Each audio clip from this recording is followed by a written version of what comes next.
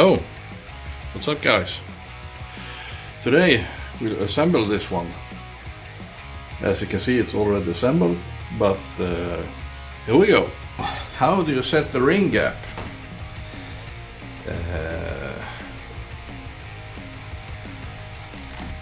You got the formula.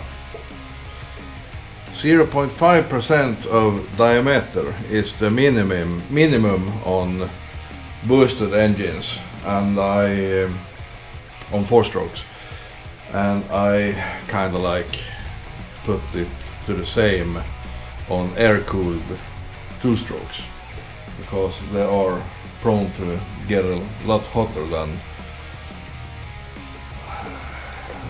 water-cooled engines. So you put a piston ring inside the cylinder and you push it down a little bit with the piston so it squares up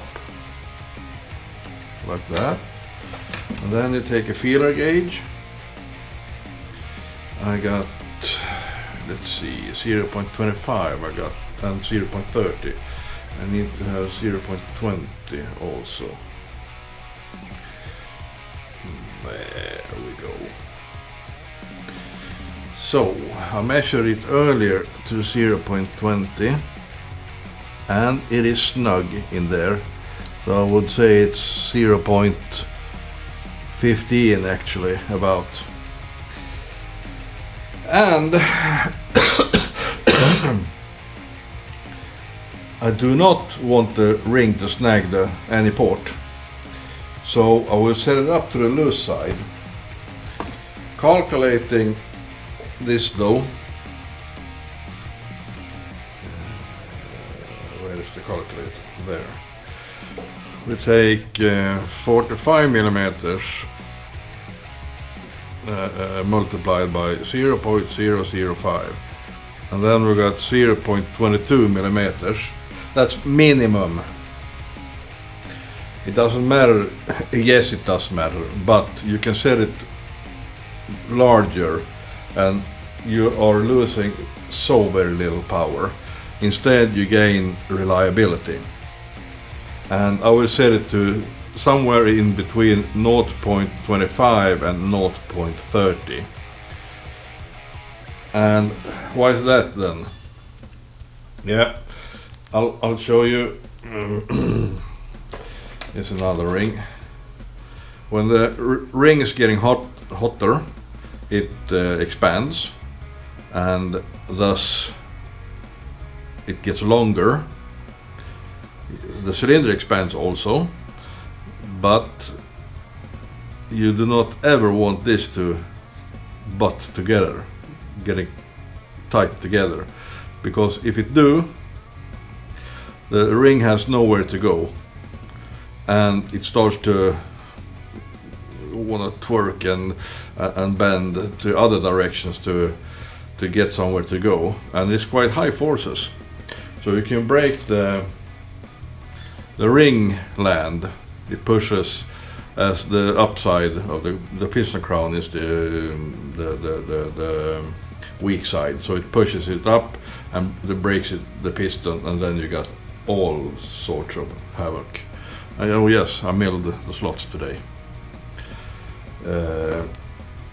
So you do not want that, and if it is close to buttoning together, or if it is buttoning together, a 2-stroke having this safety valve, so to speak, exhaust port, it won't destroy the piston. As a 4-stroker, the ring is breaking the ring land. What happens here instead is that the ring is going out to the biggest port, in this case exhaust, and snugs the port, and then you got even more problems. You can break, you cause a big mess. So how to do this then? I measured 0.2 and I want about 0.3, and it isn't much at all. I can put 0.3, can feel with it, and it shouldn't be close to going in. Nope, this can't go in. And how to do this then? I use sandpaper as it is so very little to grind off. Take the ring. There are machines you put the ring in and they're turning a grinding disc and it takes away some material. But I'll just sandpaper, in this case 240 grit. Place it to an edge somewhere and oops, push the ring together around the sandpaper and then grind away. Isn't recommending doing this on cast iron piston rings though, they can break. This is very easy. Now this will go fast. So and they've got a marking, if there ever are any markings on the piston ring, it is supposed to go upwards. So I'll put the ring in again, square it up. I need to clean the piston, there are shavings inside. Me and my shavings. Like so.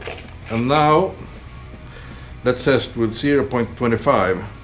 Oops. Well, yeah, that. 0.20 we can take away. 0.25.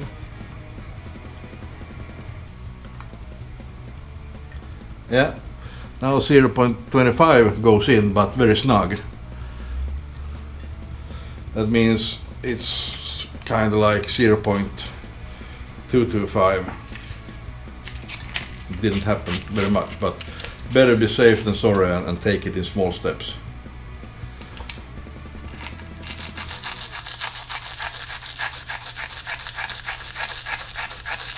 Let's say 10 more strokes from now. 1, 2, 3, 4, 5, 6, 7, 8, 9, 10.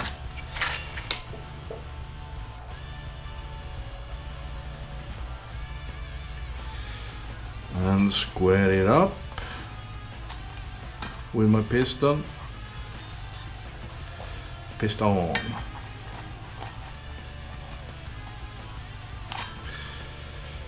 And I properly honed the cylinder. It's a plateau hone job. Now 0.2 goes in very easily. 0.3 then. Yeah, 0.3 is snug.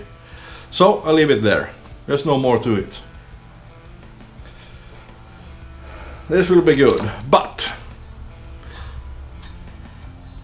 there might be ridges or we call it sharp edges. You need to, let's say, put an angle 45 degrees to it.